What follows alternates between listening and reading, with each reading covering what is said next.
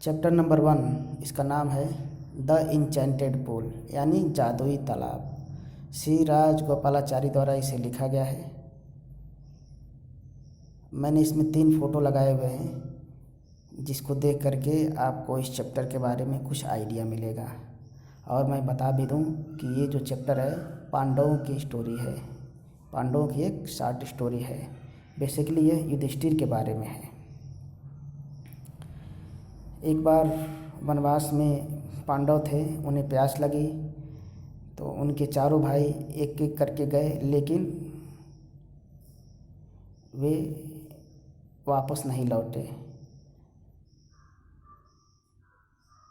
और युधिष्ठिर काफ़ी व्याकुल हो गए और उन्हें काफ़ी तेज़ प्यास भी लगा हुआ था, तो वे भी गए, अपने भाइयों की तलाश में गए और पानी की तलाश में गए। तो जंगल के बाहर जब गए तो उन्हें एक तालाब मिला, स्वच्छ पानी का तालाब मिला। वहीं पर उनके चारों भाई मृत पड़े हुए थे। तो उनको देख करके काफ़ी वे मतलब कि परेशान हो गए, रोने लगे। और जब ये पानी पीने के लिए तालाब में उतरे तो यक्ष ने उनको रोका, कहा कि पहले आप मेरे प्रश्नों का जवाब दीजिए, उसके बाद ही ये आप पानी पी सकते हैं, क्योंकि ये तालाब मेरा है। तो वहाँ पर युधिष्ठिर ने पेशेंस दिखाया, धैर्य दिखाया और उनके सभी प्रश्नों का सेटिस्फैक्टरी आंसर दिया, यानी संतोषजनक आंसर दिया। उनके संतोषजनक आंसर से खुश होकर के यक्ष अपने असली रूप में आए, यानी यमराज के रूप में आए। यमराज ही थे जो यक्ष के रूप में आए हुए थे, यानी यमराज के रूप में जब आ गए तो उन्होंने उनके सभी भाइयों को जीवन दान दे दिया, आशीर्वाद दिया। इस प्रकार ये जो चैप्टर है युधिष्ठिर के पेशेंस और इंटेलिजेंसी की कहानी है और इम्पार्शियलिटी की कहानी है।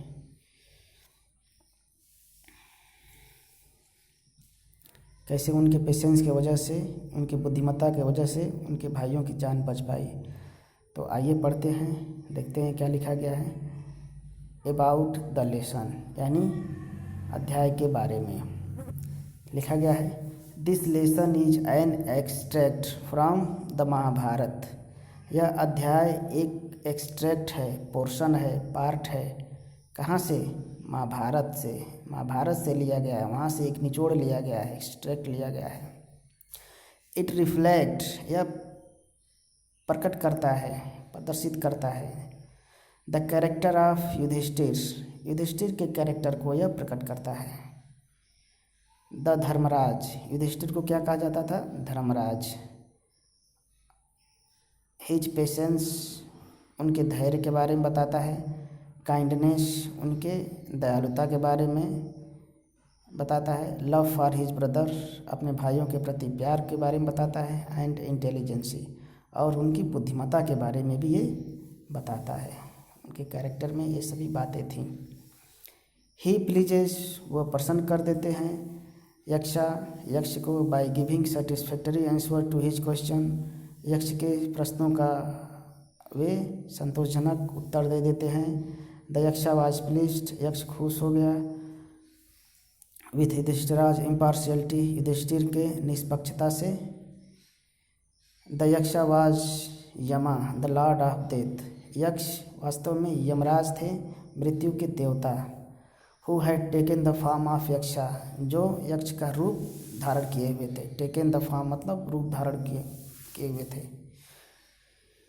Who had taken the form of Yaksha to see Yudhishthira, Yudhishthir से मिलने के लिए। एंड टेस्ट हिज नॉलेज, और उनके नॉलेज का, उनके ज्ञान का परीक्षण करने के लिए वे यक्ष का रूप धारण करके आए थे। Being satisfied with his answer, being satisfied यानी संतुष्ट हो करके, विथ हिज आंसर उनके उत्तरों से सेटिस्फाइड हो करके। ही ब्लेस्ड, उन्होंने आशीर्वाद दिया। हिम यानी उनको, हिम किसके लिए आया है? युधिष्ठिर के लिए आया है। एंड डिसअपियर्ड, और अदृश्य हो गए। अब हम मेन टेक्स्ट पढ़ेंगे। ये तो था लेसन के बारे में 4-5 लाइन। अब हम पढ़ते हैं मेन टेक्स्ट जो यहाँ से शुरू हो रहा है। यहाँ से सबसे टॉप पर जाइए, क्या लिखा गया है। Yudhishthir waited for his brothers in anxiety and thirst. Can they have been subjected to a curse, or are they still wandering about in the forest in search of water? Can they have fainted or died of thirst? Unable to bear this thought and driven by an overpowering thirst, he gave up waiting and started out to look for his brothers and the pool, hoping that he might find them. पहला paragraph मैंने पढ़ा, अब इसका हिंदी जानते हैं। यहाँ से यहाँ तक Yudhishthir waited for his brothers in anxiety and thirst. कह रहे हैं युधिष्ठिर वेटेड, युधिष्ठिर ने वेट किया है फॉर हिज ब्रदर्स, अपने भाइयों का, इन एंजाइटी व्याकुलता में, एंड थर्स्ट प्यास में। अभी सोच रहे हैं, कोई सोचता है, कोई व्यक्ति, कोई लिखता है या कोई कुछ कहता है, उसको इन्वर्टेड कामा में हम लिखते हैं। सोच रहे हैं, क्या सोच रहे हैं। Can they have been subjected to a curse, क्या वे किसी अभिशाप के शिकार तो नहीं हो गए। सब्जेक्टेड टू कर्स मतलब, कर्स मतलब होता है अभिशाप, सब्जेक्ट मतलब होता है शिकार बन जाना। एक सब्जेक्ट मतलब प्रजा भी होती है, सब्जेक्ट मतलब कर्ता भी होता है, लेकिन यहाँ मतलब है शिकार हो जाना। Can they have been subjected to a curse, क्या वे किसी अभिशाप का शिकार तो नहीं हो गए।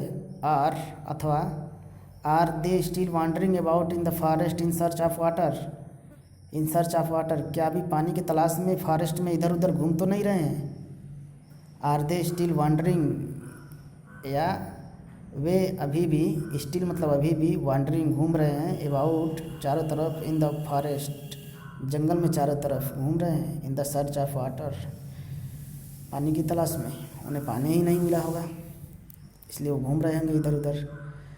आगे सोच रहे हैं कैन दे हैव फेंटेड, कहीं वे मूर्छित तो नहीं हो गए, बेहोश तो नहीं हो गए। और डाइड, मर तो नहीं गए, मतलब उनकी मृत्यु तो नहीं हो गई।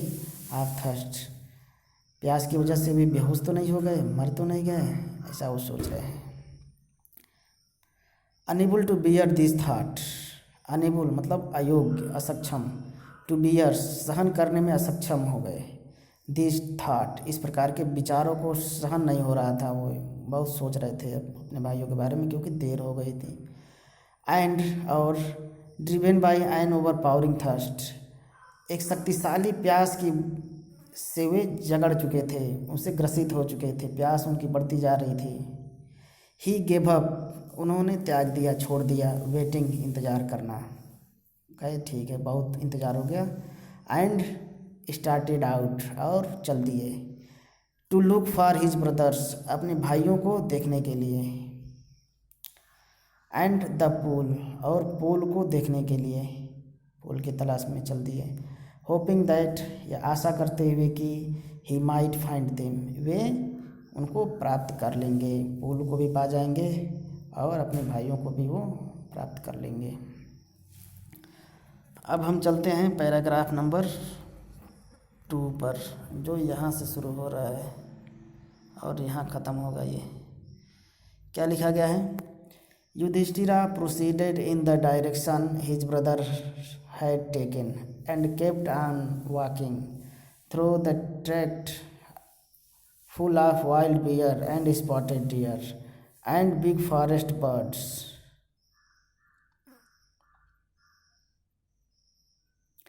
Till he came upon a beautiful green meadow around a pool of clear water. But when he saw his brothers lying like flagpoles, unable to restrain his grief, he lifted his voice and wept. देखते हैं इसका हिंदी। लिखा गया है Yudhishthira proceeded, Yudhishthir भी चल दिए, proceed मतलब होता है आगे बढ़ना, चल दिए। इन द डायरेक्शन, उसी दिशा में, हिज ब्रदर्स हैड टेकन, जिस रास्ते से उसके भाई गए हुए थे लोग, एंड केप्ट ऑन वॉकिंग और चलते रहे। थ्रू द ट्रैक्ट उन रास्तों से होकर चलते रहे। Tract full of wild bear and spotted deer जो जंगली भालुओं से भरा हुआ था और स्पॉटेड डियर यानी धब्बे वाला जो हिरन होता है जिसके शरीर पर स्पॉट और रहते हैं, धब्बे रहते हैं। एंड बिग फॉरेस्ट बर्ड और बड़े बड़े जंगली पक्षियों से भरा हुआ था वो जंगल। टिल जब तक कि he came upon a beautiful green meadow around a pool of clear water जब तक कि वे एक सुंदर, ब्यूटीफुल मतलब सुंदर, ग्रीन मीडो हरे घास के, मीडो मतलब होता है घास का क्षेत्र, घास का मैदान। जब तक वो घास के मैदान, ग्रीन घास के मैदान पर नहीं आ गए तब तक वे चलते रहे। Around a pool of clear water वो जो घास का मैदान था, ब्यूटीफुल ग्रीन मीडो था, वो कहाँ था? पूल ऑफ क्लीन वाटर के चारों तरफ था। एक ताज़े पानी का पूल था, सरोवर था, तालाब था, उसके चारों तरफ हरे घास का क्षेत्र था। बट लेकिन व्हेन ही सा जब उन्होंने देखा हिज ब्रदर्स अपने भाइयों को लाइंग पड़ा हुआ यानी लेटा हुआ, देयर वहीं पर, लाइक फ्लैग पोल्स की तरह से। फ्लैग पोल्स मतलब होता है झंडा का जो डंडा देखा आपने, फ्लैग प्लस पोल्स। अगर वो नीचे पड़ जाए तो उसमें कोई गति होगी क्या? नहीं। अगर वही झंडा का जो दंड है ऊपर की तरफ स्टैंड रहे तो उसमें गति होगी, उस पर झंडा जो है गति कर सकता है। लेकिन अगर वो नीचे पड़ा रहे तो कोई गति नहीं होगा। ठीक वही हालत थी इनके भाइयों की, वहीं पर वो पड़े हुए थे। आगे लिखा गया है unable to restrain his grief. Unable मतलब असक्षम हो गए, टू रिस्ट्रेन यानी नियंत्रित करने में, हिज ग्रीफ अपने दुखों को, अपने दुख को नियंत्रित करने में वे अब अनियंत्रित हो गए। जाहिर सी बात है उनके चारों भाई वहाँ पर पड़े हुए थे, मृत पड़े हुए थे। क्या कर रहे हैं? ही लिफ्टेड हिज वॉइस अपने आवाज़ को ऊंचा उठा दिया उन्होंने। एंड वेप्ट और रोने लगे, वे रोने लगे। यहाँ पर पैराग्राफ नंबर 2 ख़त्म होता है। अब हम चलते हैं पैराग्राफ नंबर 3 पर, जो यहाँ से शुरू होगा और यहाँ ख़त्म हो जाएगा। ठीक है।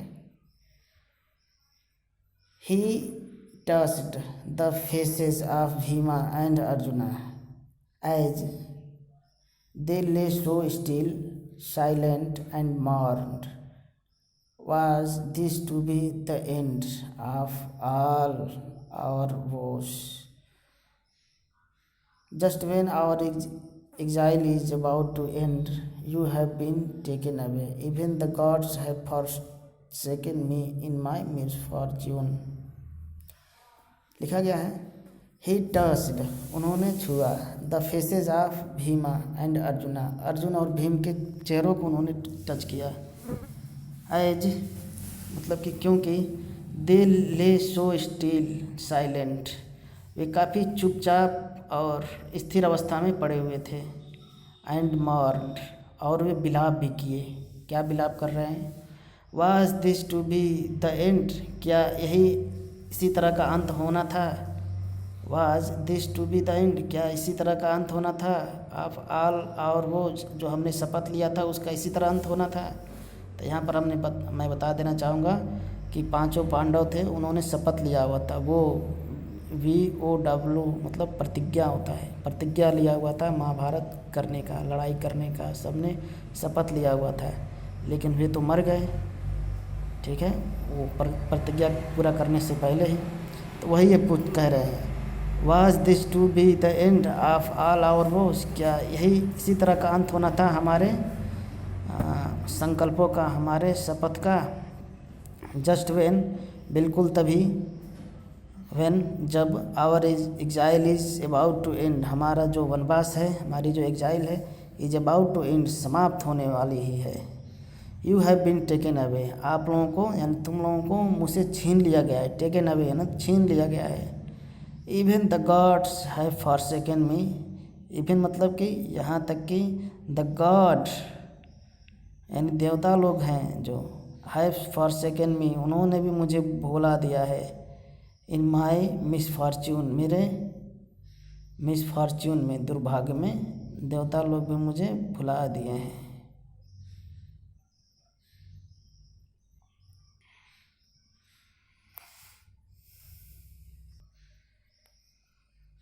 अगला पैराग्राफ पढ़ते हैं जो कि यहाँ से शुरू हुआ है और यहाँ ख़त्म हुआ है। लिखा गया है, as he looked at their mighty limbs now so helpless he sadly wondered who could have been powerful enough to kill them. Then he too descended into pool drawn to the water by an overpowering thirst. At once the voice without form warned. इसका हिंदी जानते हैं।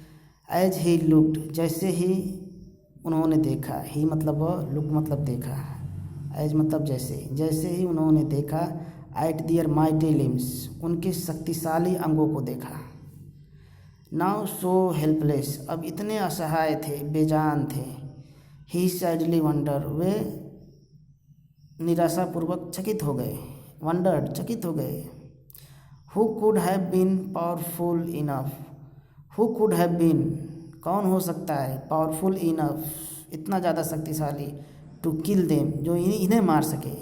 जब ये भीम और अर्जुन और नकुल सहदेव के mighty limbs, शक्तिशाली अंगों को देखा तो वे सरप्राइज हो गए, वंडर्ड हो गए और पूछ रहे हैं अपने आप से, who could have been powerful enough to kill them, कौन इतना शक्तिशाली हो सकता है जो इन्हें मार सके।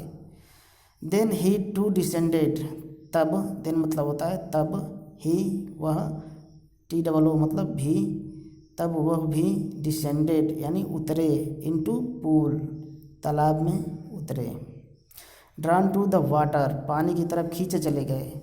बाय एन ओवरपावरिंग थर्स्ट, काफ़ी ज़्यादा तेज प्यास, शक्तिशाली प्यास की वजह से पानी की तरफ वे खींचे चले गए। ड्रॉन मतलब खींचे, ड्रॉन टू द वाटर, पानी तक वो खींचे चले गए। बाय एन ओवरपावरिंग थर्स्ट, शक्तिशाली प्यास की वजह से। उसके बाद क्या होता है, एट वंस, तुरंत ही, द वॉइस, वो आवाज़, विदाउट फॉर्म, बिना किसी रूप की, वार्नड, वार्न की, उसने वार्निंग दिया। अब पढ़ते हैं अगला पैसेज जो यहाँ से शुरू हो रहा है और यहाँ ख़त्म हो जाएगा।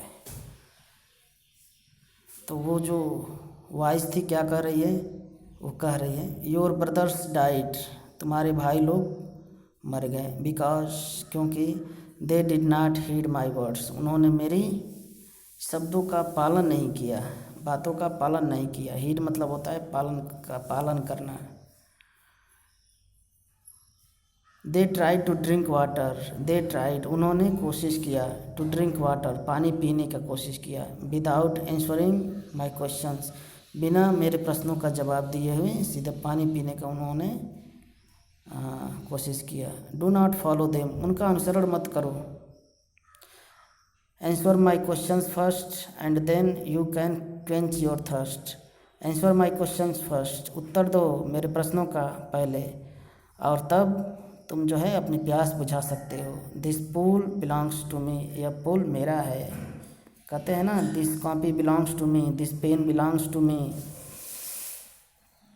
यह पेन मेरा है, यह कलम मेरा है। तो इसी प्रकार ये कह रहा है, this pool belongs to me, यह पूल, यह जो सरोवर है वो मेरा है। अब हम अगला पढ़ते हैं। अगला जो पैसेज है, पैराग्राफ यहाँ से शुरू हो गया, सबसे टॉप पर आप जाइए, यहाँ पर, यहाँ से शुरू होगा। ये काफ़ी इंटरेस्टिंग पैराग्राफ अब आने वाले हैं। क्वेश्चन आंसर का जो सिलसिला होगा इसमें, वो काफ़ी मज़ेदार होगा, काफ़ी वो नॉलेजेबल होगा। वो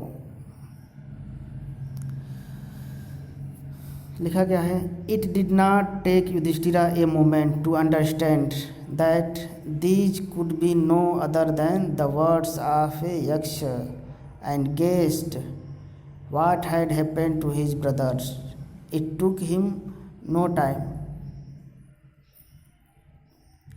to see a possible way of bringing them back to life. He said to the bodiless voice, "Please ask your questions." The voice put questions repeatedly, one after another. यहाँ तक कि हम हिंदी जानते हैं।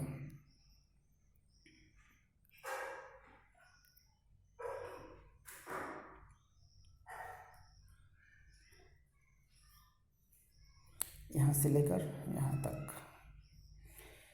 क्या लिखा गया है? It did not take Yudhishthira a moment to understand. It did not take Yudhishthira, Yudhishthira को नहीं लगा, ए मोमेंट, एक पल भी नहीं लगा। यानी Yudhishthir did not take a moment, Yudhishthir को एक भी क्षण नहीं लगा, एक भी पल नहीं लगा, टू अंडरस्टैंड, यह समझने में, दैट, कि, these could be none other than the words of a Yaksha. These could be none other than the words of Yaksha, यह यक्ष के अलावा और किसी की आवाज़ नहीं हो सकती है। एंड गेस्ट, और उन्होंने अनुमान लगा लिया। गेस्ट मतलब क्या होता है? अनुमान लगाया। What had happened to his brother, उनके भाइयों के साथ क्या हुआ था। वे समझ गए कि उन्होंने यक्ष की बात मानी नहीं और पानी पीने के लिए गए और वे मर गए हैं, इसीलिए। तो यानी काफ़ी वे इंटेलिजेंट भी थे युधिष्ठिर, तो उन्होंने पता लगा लिया, उन्होंने समझ गए वे। It took him no time, उन्हें थोड़ा भी समय नहीं लगा, टू सी, यह जानने में, टू सी मतलब यह जानने में, यह देखने में, ए पॉसिबल वे, एक संभव रास्ता, of bringing them back to life, एक संभव रास्ता उन्हें दिख रहा था वहाँ से। किस चीज़ के लिए? ब्रिंगिंग देम, यानी उन्हें वापस लाने में, बैक टू लाइफ, वो ज़िंदगी में वापस लाने के एक उन्हें पॉसिबल वे दिख रहा था। वो क्या था कि यदि मैं इनके सवालों का जवाब दूंगा तो हो सकता है ये मेरे भाइयों को भी जीवित कर देंगे। ही सेड, उन्होंने कहा, टू द बॉडीलेस वॉइस, शरीर विहीन आवाज़ को, बॉडी मतलब बॉडीलेस मतलब शरीर विहीन आवाज़ से उन्होंने कहा। क्या बोला उन्होंने? प्लीज़ आस्क योर क्वेश्चन, कृपया पूछिए, प्लीज़ आस्क, कृपया पूछिए, योर क्वेश्चन, अपने प्रश्नों को पूछिए। द वॉइस पुट क्वेश्चंस, उस आवाज़ ने रखे क्वेश्चंस, प्रश्नों को रखे, रिपीटली यानी जल्दी जल्दी, वन आफ्टर अनदर, एक के बाद दूसरा क्वेश्चन उस आवाज़ ने प्रश्न किया।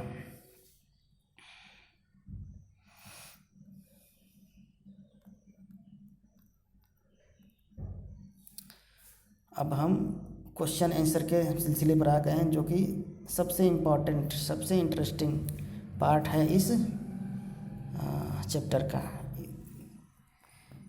पहला प्रश्न था यक्ष का, what rescues man in danger.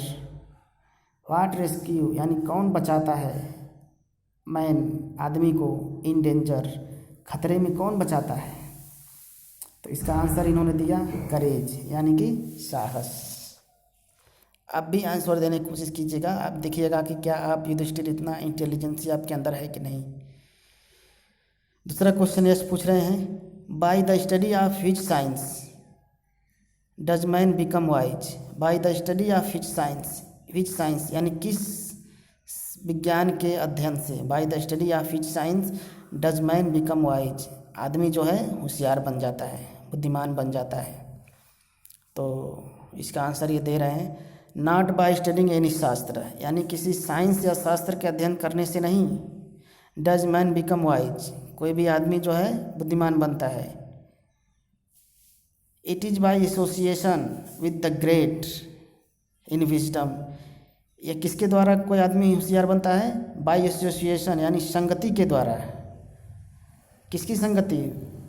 Great लोगों की संगति के साथ, जो बुद्धिमानी में जो महान लोग हैं, ग्रेट इन विजडम, बुद्धिमान लोग जो हैं, महान बुद्धिमान जो लोग हैं, विद्वान लोग हैं, उनकी एसोसिएशन में आप जब जाएंगे, संगति में जाएंगे, तो आप क्या पाएंगे? ही गेट्स विजडम, वो क्या पाएगा? जो संगति में रहेगा वो विद्वता को पाएगा। यानी आपको यदि वाइज बनना है, बुद्धिमान बनना है, तो आप किसी साइंस से, आप शास्त्र पढ़ के, साइंस पढ़ के आप नहीं हो सकते हैं बुद्धिमान, बल्कि आप बुद्धिमान लोगों के साथ रहिए, उनके एसोसिएशन में रहिए, विद्वान लोगों के, ग्रेट लोगों के एसोसिएशन में रहिए, तो आपको वो विजडम मिलेगी, आप वाइज हो जाएंगे, आप बुद्धिमान हो जाएंगे। ठीक है। अगला क्वेश्चन था द यक्षा आस्क्ड, यक्ष ने पूछा यहाँ पर, the Yaksha asked what is swifter than the wind, what is swifter than the wind, हवा से भी तेज गतिमान क्या है। स्विफ्ट मतलब होता है तेज गति करने वाला, तो स्विफ्टर, ये कंपैरेटिव डिग्री है स्विफ्ट का। What is swifter than the wind, हवा से भी अधिक गतिमान क्या है। तो इसका आंसर ये दे रहे हैं माइंड, मन। मन क्या है, दिमाग क्या है, हवा से भी ज़्यादा गतिमान है, वास्तव में है भी। अगला क्वेश्चन था what is more faded than a dried straw, what is more faded, वो क्या चीज़ है जो ज़्यादा मुरझाया हुआ है। मोर फेडेड यानी ज़्यादा मुरझाया हुआ है, फेड मतलब होता है मुरझाया हुआ। What is more faded than a dried straw, एक सूखे हुए तिनका, ड्राइड स्ट्रा माने सूखा हुआ तिनका, स्ट्रा माने तिनका, एक सूखे हुए तिनके से भी ज़्यादा मुरझाया हुआ क्या चीज़ है, बताइए। तो ये इसका आंसर दे रहे हैं यहाँ पर, ए सॉरो स्ट्रिकन हार्ट, एक दुख से ग्रसित हृदय, एक दुख से पीड़ित हृदय, यानी ऐसा हृदय जिस पर दुखों का पहाड़ टूटा हो, वह ड्राइड स्ट्रॉ से भी अधिक फेडेड रहेगा, मुरझाया रहेगा। सही बात है, अगर किसी के ऊपर दुखों का पहाड़ पड़ा हुआ है तो वो मुरझाया हुआ रहेगा वो। ठीक है, ये सही उन्होंने कहा। अगला क्वेश्चन है what befriends a traveller, यानी what befriends a traveller, एक यात्री की, एक ट्रैवलर की मित्र क्या होती है,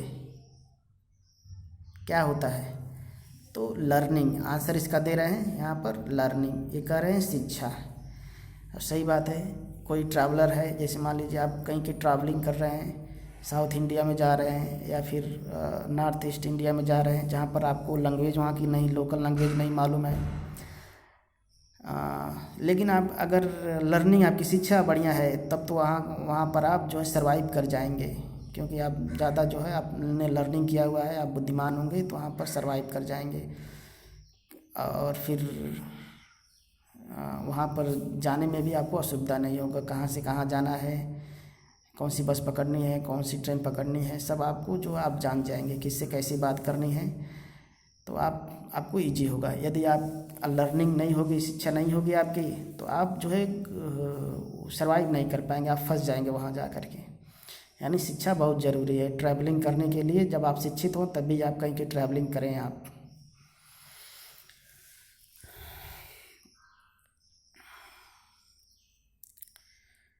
तो लर्निंग तक हो गया, अब आगे देखते हैं, क्वेश्चन आंसर का सिलसिला आगे बढ़ाते हैं यहाँ तक।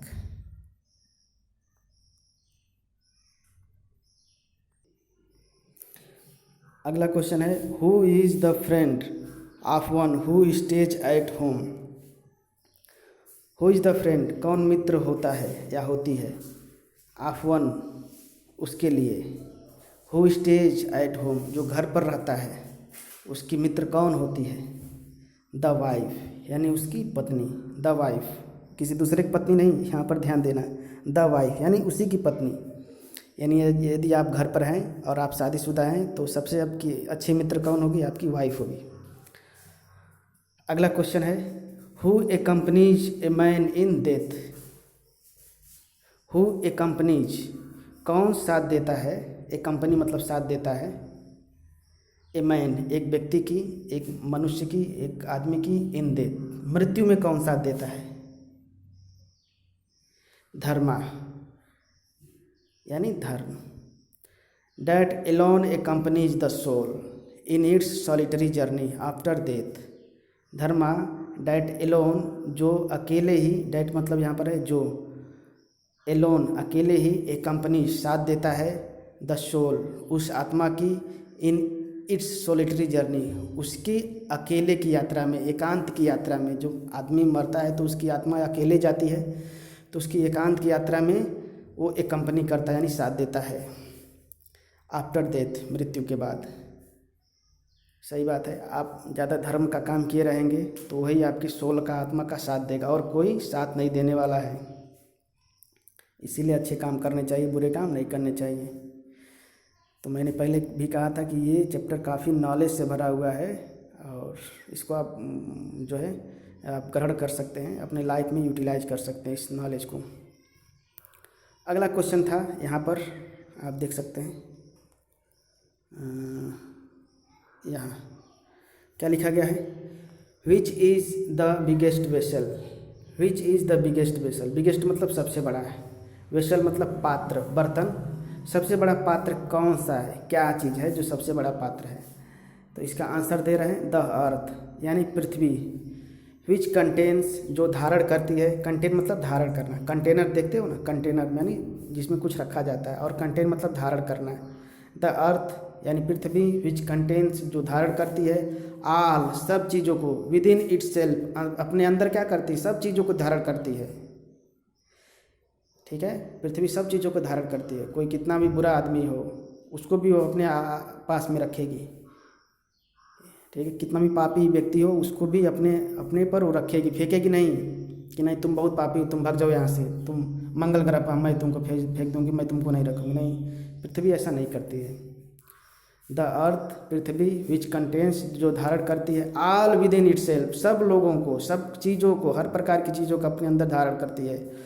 इज़ द ग्रेटेस्ट वेसल, यही सबसे बड़ा पात्र है, सबसे बड़ा बर्तन है, इस तरह से कह सकते हैं, सबसे बड़ा कंटेनर है ये। अगला क्वेश्चन है, यक्ष महाराज पूछ रहे हैं, व्हाट इज हैप्पीनेस।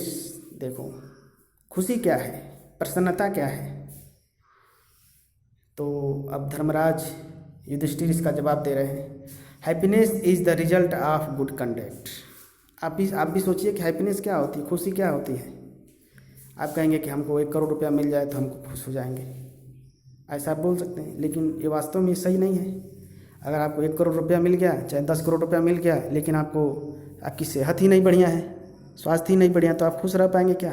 नहीं रह पाएंगे। तो खुशी क्या है, खुशी क्या है? Happiness is the result of good conduct. Happiness is the result, happiness जो खुशी होता है वो परिणाम होता है, गुड कंडक्ट अच्छे कार्य का परिणाम होता है। यानी आप कोई अच्छा काम करेंगे तो उससे आप खुश हो सकते हैं, किसी की भलाई करेंगे तो आप खुश हो सकते हैं, अदरवाइज आपको हैप्पीनेस नहीं मिलने की कोई गारंटी नहीं है। अगला क्वेश्चन है, व्हाट इज़ दैट, वह क्या चीज़ है, बाय गिविंग अप विच जिसको त्यागने से man becomes loved by all व्यक्ति को सबके द्वारा प्यार मिलने लगता है। एक बार और देखते हैं, व्हाट इज़ दैट, वो क्या चीज़ है, by giving up which, giving up मतलब छोड़ देने से, इसको छोड़ देने से man becomes loved by all मनुष्य सबका प्यारा बन जाता है। मैन बिकम्स आदमी हो जाता है, लव्ड बाय ऑल सबके द्वारा प्यारा बन जाता है, सब उसे प्यार करने लगते हैं। वो क्या चीज़ है जिसको छोड़ देने से, आप सोचिए कोई ऐसा चीज़ है जो आप छोड़ें और सब लोग आपको प्यार भी करने लगें। तो इसका आंसर धर्मराज दे रहे हैं यहाँ पर, प्राइड यानी घमंड। फॉर क्योंकि, यहाँ फॉर का मतलब है क्योंकि। If man gives up being proud, यदि आदमी छोड़ देता है घमंडी होना, यदि वो घमंडी होना छोड़ देता है या छोड़ देगा तो क्या हो जाएगा, he will be loved by all उसको सबके द्वारा प्यार मिलेगा, वो सबके द्वारा चाहता बन जाएगा। यहाँ तक कंप्लीट। अगला है, व्हाट इज़ द लॉस, वो कौन सी कमी है, विच एल्स जो प्रदान करती है, जॉय प्रसन्नता खुशी, एंड नॉट सॉरो और दुख नहीं। तो जनरली हमारा कुछ लॉस होता है तो हमें खुशी मिलता है, दुख मिलता है। हमारा जब कोई लॉस होता है तो हमें क्या मिलता है, दुख मिलता है। लेकिन वो क्या चीज़ है जिसके नुकसान होने से, जिसको ख़त्म होने से हमें खुशी मिलेगी। व्हाट इज़ द लॉस, वो कौन सी कमी है, विच एल्स जो प्रदान करती है, जॉय खुशी, एंड नॉट सॉरो। तो इसका आंसर यहाँ पर एंगर यानी गुस्सा, क्रोध।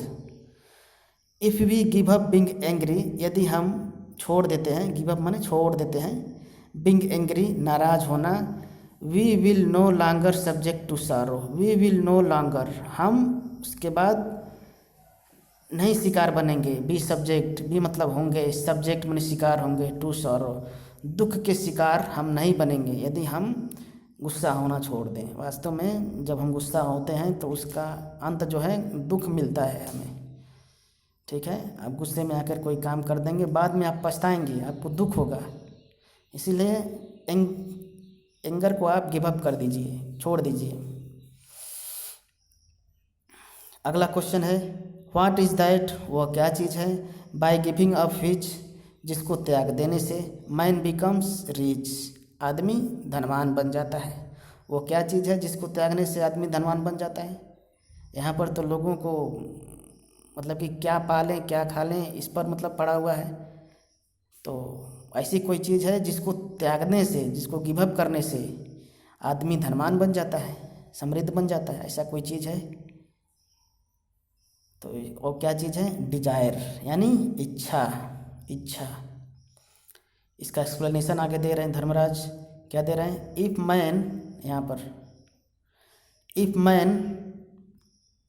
If man gives up being greedy, यदि आदमी छोड़ देता है बीइंग ग्रीडी यानी लालची होना, ही विल बिकम वेल्दी, वह धनवान बन जाएगा। लालच, लालच, लालच बहुत ख़राब चीज़ है। अगर आपके पास बहुत सारा धन है लेकिन आपके अंदर लालच है तो आप संतुष्ट ही नहीं होंगे, यानी अपने आप को आप वेल्दी समझेंगे ही नहीं। दूसरे का थोड़ा भी कहाँ से हम ले लें, कहाँ से उसका झपट लें, कहाँ से उसको छीन लें हम, यही आपके दिमाग में रहेगा। यही यदि आपके अंदर डिजायर नहीं रहेगी, इच्छा नहीं रहेगी, ज़्यादा लालच नहीं रहेगी, तो आप संतुष्ट रहेंगे, आप आराम से सोएंगे, अच्छी नींद आएगी, आपका सेहत बढ़िया रहेगा, आपका दिमाग इधर उधर नहीं ज़्यादा चलेगा, आप अपना काम करेंगे। इसीलिए लालची नहीं होना चाहिए, ठीक है। हाँ, मेहनत करना चाहिए कुछ पाने के लिए, लेकिन लालची जब हो जाएंगे तो आप गलत कामों का प्रयोग करते हुए आगे बढ़ने लगेंगे, वो फिर गलत हो जाएगा। आप अपने मेहनत से कुछ भी पाइए, लालची होकर नहीं। जब लालची होंगे तो दूसरे के धन पर आप जो है, दूसरे के अच्छी चीज़ों पर आप नज़र गड़ा देंगे, वो गलत हो जाएगा, आपकी पर्सनालिटी गड़बड़ा जाएगी वहीं से। आप मेहनती बनिए, लेबोरियस बनिए, लेकिन ग्रीडी मत बनिए, लालची नहीं। ठीक है, लास्ट लाइन है यहाँ पर, क्या है, what makes one a real ब्राह्मण। व्हाट मेक्स, क्या बनाता है, कौन सी चीज़ है जो बनाती है, वन किसी व्यक्ति को, अ रियल ब्राह्मण एक सच्चा ब्राह्मण। सच्चा ब्राह्मण की बात हो रही है यहाँ पर। इज इट बर्थ, क्या यह जन्म है, गुड कंडक्ट अच्छा व्यवहार है, आर लर्निंग या शिक्षा है, आंसर डिसिसिवली आंसर देना, काफ़ी चालाकी से आंसर देना। प्रश्न ये था what makes one a real ब्राह्मण, क्या चीज़ है जो किसी को सच्चा ब्राह्मण बनाता है, रियल ब्राह्मण। इज इट बर्थ, क्या यह जन्म है, अच्छा व्यवहार या शिक्षा, आंसर डिसिसिवली काफ़ी इसको चालाकी से आंसर देना है। तो देखते हैं इसका आंसर इन्होंने क्या दिया। ये कह रहे हैं यहाँ पर, birth and learning do not make one real ब्राह्मण, जन्म और शिक्षा किसी को सच्चा ब्राह्मण नहीं बनाते हैं। गुड कंडक्ट एलोन डज, अच्छा व्यवहार ही अकेले बना देता है। यानी आपके पास भले आप ब्राह्मण कुल में पैदा नहीं हुए हों और भले आपकी शिक्षा अच्छी नहीं हो, लेकिन आपका व्यवहार अच्छा है, आपके अंदर कंडक्ट अच्छा है, गुड कंडक्ट मतलब अच्छा व्यवहार है, तो आप एक ब्राह्मण कहे जाएंगे, ठीक है, आप ब्राह्मण कहे जाएंगे। हाउ एवर, आगे इसको एक्सप्लेन कर रहे हैं यहाँ पर। How ever learned a person में भी, हाउ एवर माने कितना भी, लर्नेड शिक्षित, ए पर्सन एक व्यक्ति में भी हो, ही विल नॉट बी ए ब्राह्मण, वह एक ब्राह्मण नहीं हो सकता है। Without giving up bad habits, बिना बुरी आदतों को त्यागे हुए। कह रहे हैं कितना भी शिक्षित एक व्यक्ति हो, लेकिन यदि वह अपनी बुरी आदतों को नहीं त्यागेगा तो ब्राह्मण नहीं कहलाएगा। इवन दो, यहाँ तक कि यद्यपि, he may be learned in 4 Vedas, he may be learned वह शिक्षित हो, इन 4 वेदाज चारों वेदों में वो शिक्षित हो, ज्ञाता हो। ए पर्सन, ए मैन एक व्यक्ति ऑफ बैड कंडक्ट, बुरे व्यवहारों वाला व्यक्ति, फॉल्स पड़ता है, टू ए लोअर क्लास, किसमें गिना जाता है उसको, एक निम्न वर्ग में उसको गिनती होती है। यानी कोई कितना भी बड़ा अच्छा टीचर हो, कितना भी बढ़िया विद्वान आदमी हो, अगर उसका व्यवहार अच्छा नहीं है, खराब है, तो वो उसको निम्न दर्जे का आदमी कहा जाएगा। ठीक है, यानी व्यवहार अच्छा होना चाहिए, गुड कंडक्ट होना चाहिए। A person, a man should have, must have good conduct. ठीक है, आगे चलते हैं। क्या लिखा गया है? What is the greatest wonder in the world? What is the greatest wonder in the world? संसार में सबसे ज़्यादा आश्चर्यचकित करने वाली बात क्या है? ग्रेटेस्ट वंडर यानी सबसे ज़्यादा चकित करने वाली बात इस संसार में, इन द वर्ल्ड, क्या है? तो इसका जवाब दे रहे हैं, आप बताइए, आप खुद बताइए, आप लोग पढ़ रहे हैं, सबसे ज़्यादा चकित करने वाली बात क्या है? कुछ दिमाग लगाइए, देखिए आपकी इंटेलिजेंसी धर्मराज के बराबर है कि नहीं।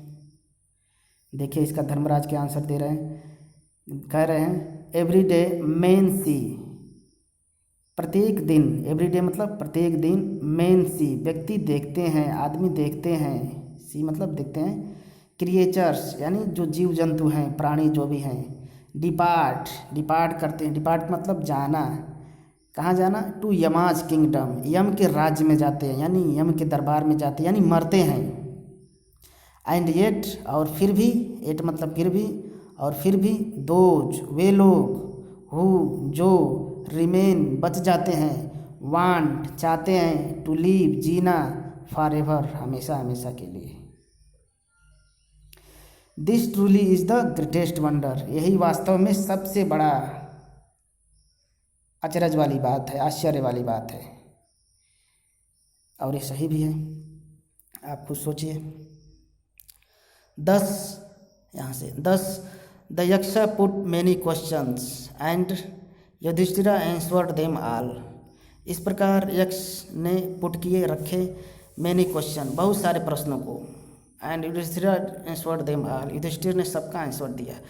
ये आपके टेक्स्ट बुक में कुछ चुनिंदा क्वेश्चन कोई लिया गया है, सभी प्रश्नों को नहीं लिया गया। सभी प्रश्नों को पढ़ना हो तो आपको महाभारत पढ़नी पड़ेगी। ठीक है, यक्ष का संवाद पढ़ना पड़ेगा, युधिष्ठिर और यक्ष का संवाद वाला पोर्शन, अगर आपको डिटेल चाहिए तो। एनीवे, आगे बढ़ते हैं। इन द एंड, अंत में, द यक्षा आस्क्ड, यक्ष ने पूछा, ओ किंग, हे राजन, one of your dead brothers can now be revived. One of your dead brothers यानी आपके मृत भाइयों में से एक भाई, कैन नाउ बी रिवाइव्ड जीवित किया जा सकता है। Who do you want to come back life, आप किसे चाहते हैं जो ज़िंदगी में वापस आए। हु डू यू वांट, आप किसे चाहते हैं, टू कम बैक जो वापस आए, टू लाइफ ज़िंदगी में वापस आए। जब यक्ष इनके जवाबों से संतुष्ट हो गए तो कहे कि आपके एक भाई को मैं जीवित कर सकता हूँ। One of your dead brothers can now be revived, revive मतलब जीवित किया जा सकता है, रिवाइव। तो आप किसको चाहते हैं, हु डू यू वांट, आप किसको चाहते हैं, टू कम बैक लाइफ जो लाइफ में वापस आए। यानी इनका चॉइस पूछ रहे हैं, चारों भाइयों में से कोई एक भाई को आप बताइए, उसको मैं जीवित कर दूं, क्योंकि आपने काफ़ी अच्छे से जवाब दिया है मेरे प्रश्नों का। तो अब देखो, ये भी एक क्वेश्चन था, ये भी एक क्वेश्चन था यक्ष का, ये भी एक क्वेश्चन था। युधिष्ठिर कोई साधारण प्राणी रहा होता तो समझता कि मेरा टेस्ट तो ख़त्म हो गया है, लेकिन ये भी एक तरह से क्वेश्चन ही था, who do you want to come back to life. It took Yudhishthira a moment, Yudhishthir को मात्र एक क्षण लगा। इट टुक लगा, युधिष्ठिर को ए मोमेंट एक पल लगा, टू थिंक यह विचार करने में, यह सोचने में, एंड देन और तब, ही विश्ड उन्होंने इच्छा जाहिर किया, दैट कि द, यहाँ पर इसके नीचे आप देखिए, the cloud complexioned, lotus eyed, broad chested and long armed Nakula, lying like a fallen ebony tree might arise। यहाँ से द क्लाउड कम्प्लेक्सन यानी क्लाउड मतलब मेघ, बादल, सांवला। कम्प्लेक्सन मतलब कि शरीर के रंग को कम्प्लेक्सन बोलते हैं, कलर नहीं बोलते हैं। क्या बोलते हैं? कम्प्लेक्सन बोलते हैं। जैसे नहीं कहते वो क्लाउड कम्प्लेक्सन है, वो काफ़ी उनका कम्प्लेक्सन काफ़ी फेयर है यानी गोरा है, वो क्लाउड कम्प्लेक्सन है यानी सांवले हैं। तो वो कह रहे हैं क्लाउड कम्प्लेक्सन यानी सांवले रंग वाले, मेघ वर्ण वाले जिसको बोल सकते हैं। मेघ वर्ण मतलब शरीर का रंग को वर्ण बोलते हैं। क्लाउड कम्प्लेक्सन और लोटस आइड, जिनकी आंखें कैसी हैं? कमल जैसी हैं, कमल नयनों वाले, मेघ वर्ण वाले, कमल नयनों वाले। ब्रॉड चेस्टेड, चौड़े छाती वाले। एंड लॉन्ग आर्म और लंबी भुजाओं वाले। नकुल लाइंग जो लेटे हुए हैं, पड़े हुए हैं। लाइक ए फॉलन इबोनो ट्री, एक इबोनी ट्री होता है जिस पर ज़्यादा पत्तियां नहीं होती हैं और उसकी डार्क शाखाएं होती हैं केवल, वो मूर्छित पड़े हुए हैं इबोनी ट्री के जैसे। माइट एराइज, उन्हें ही क्या होना चाहिए? जीवित होना चाहिए। एराइज उठना चाहिए। तो इन्होंने अपना चॉइस बता दिया, नकुल को आप जिंदा कर दीजिए। अब देखिए यहाँ पर द यक्षा वाज प्लीज्ड, यक्ष खुश हो गए। एट दिस, इस बात पर।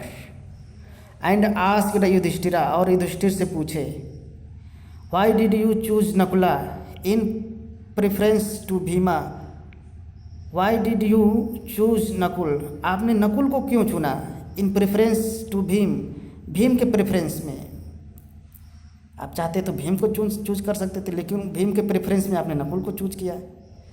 Bhim who has the strength of 16,000 elephant, Bhim के पास 16,000 हाथियों का बल है।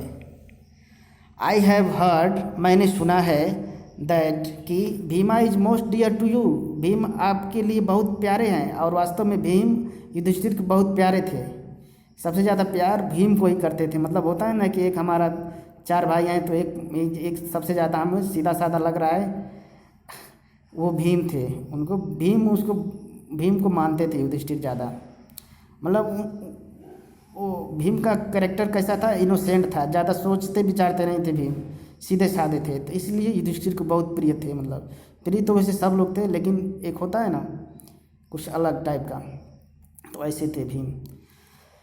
एंड यहाँ से फिर देखते हैं इसके नीचे से, ठीक है,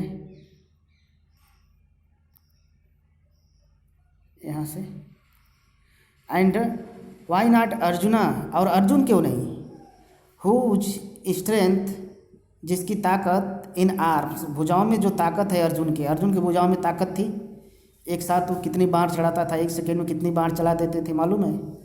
ठीक है, पलक झपकते ही बाण चला देते थे। तो उनकी भुजाओं में बहुत ताकत थी, स्फूर्ति थी। And why not Arjuna whose strength in arms is your protection, जिसकी भुजाओं में जो ताकत है, जो कला कौशल है, वो आपके लिए सुरक्षा हो सकता था, आपको दुश्मनों से बचाता हो अर्जुन को, अगर आप चूज करते तो। आपने ये सब सोचा ही नहीं। भीम को 16,000 हाथियों वाले भीम को नहीं बचाया, जो आपके लिए सबसे ज़्यादा प्यारा भी है, और अर्जुन को भी आपने नहीं बचाया। टेल मी, मुझे बताइए, वाई यू चूज नकुला, आपने नकुल को क्यों चूज किया? रेदर देन, इसके बजाय कि आइदर ऑफ दिस टू, इन दोनों के बजाय आपने नकुल को क्यों चूज किया? आप हमें बताइए। आगे देखिए, यहाँ से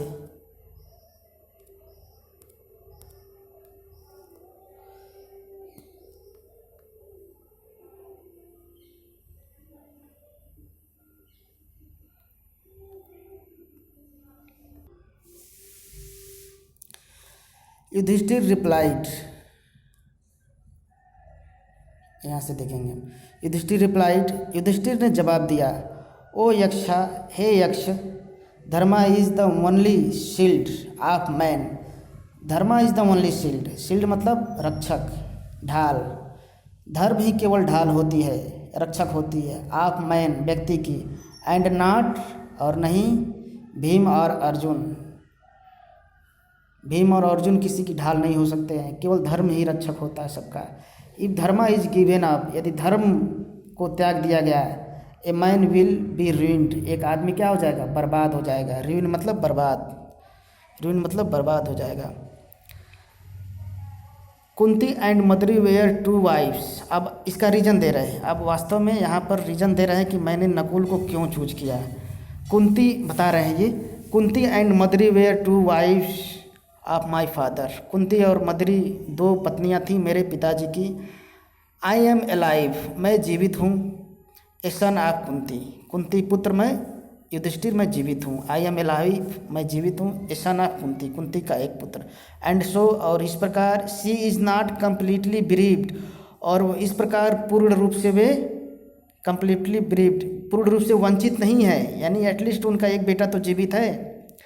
इन ऑर्डर दैट, ताकि, इन ऑर्डर दैट मतलब ताकि, मतलब कि in order that the scales of justice might be even.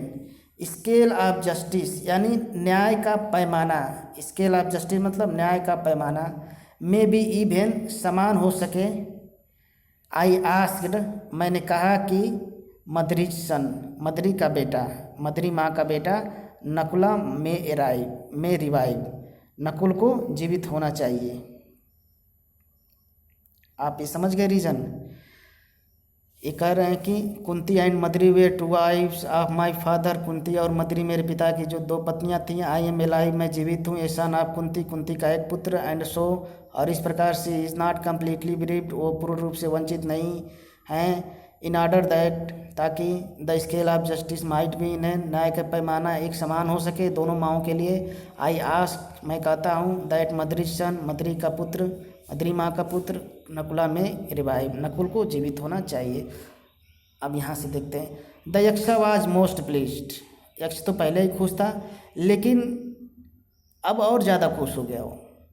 यक्षा पहले खुश था तो एक भाई को जीवित करने के लिए कहा था, लेकिन अब और ज़्यादा खुश हो गया। अब देखो क्या कहते हैं Yaksha. The Yaksha was most pleased with Yudhishthira's impartiality. The Yaksha was most pleased, बहुत ज़्यादा, सबसे ज़्यादा खुश हो गए। विथ युधिष्ठिराज इम्पार्शियलिटी, युधिष्ठिर के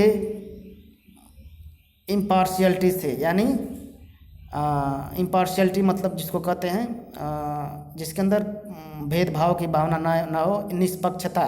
इम्पार्शियलिटी मतलब क्या होता है? निष्पक्षता। अब पार्शियलिटी मतलब पक्षपात वाला।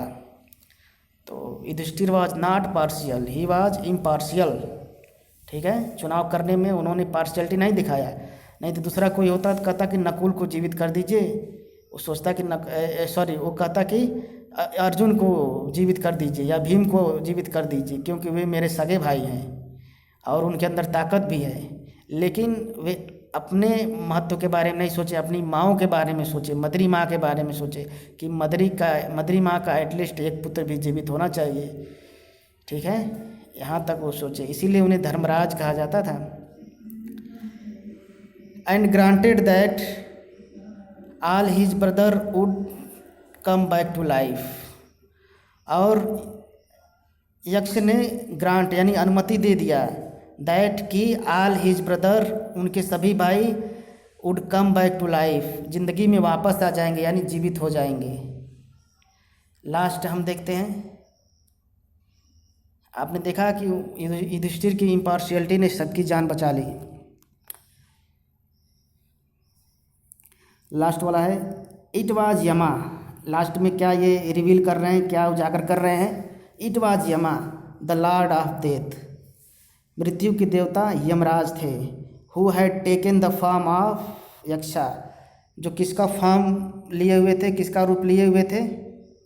यक्ष का रूप लिए हुए थे। सो दैट, ताकि ही माइट सी युधिष्ठिर, वह युधिष्ठिर से मिल सके, उनको देख सके।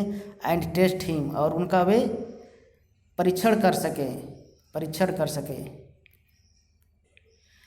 ही इम्ब्रेस्ड, उन्होंने गले लगा लिया। इम्ब्रेस्ड मतलब क्या होता है? गले लगाना, सेकेंड फॉर्म है। उन्होंने गले लगा लिया, इम्ब्रेस का सेकेंड फॉर्म है ये, युधिष्ठिर को। एंड ब्लेस्ड हिम, और आशीर्वाद भी दिया। देन, तब ही डिसअपियर्ड, वे अदृश्य हो गए।